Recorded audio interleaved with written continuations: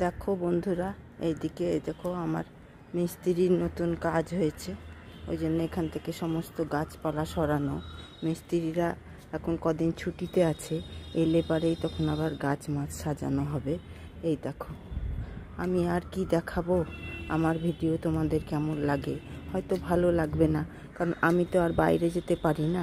আমার জীবনটা তো এই দেখো আমার পুটু সোনা আর আমার এই গাছপালা, ছাদ বাগানটা বড় এলোমেলো হয়ে আছে, গুছাতে হবে, মিস্ত্রিরা এলেই গোছানো হবে। আর আমার ছেলে, এই তো জীবন। আমি তো কোথাও বেরাতে পারি না, এইগুলোর মধ্যেই আমার জীবনটা বাঁধা। দেখো আমার মালটাতে কত মালটা ধরেছে, এই দেখো সমস্ত অনেক মালটা হয়েছে।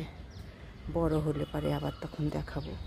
এই দেখো গাছ ভর্তি মালটা হয়েছে, অনেক মালটা হয়েছে এবারে আর একবার দুটো এরমই হয়।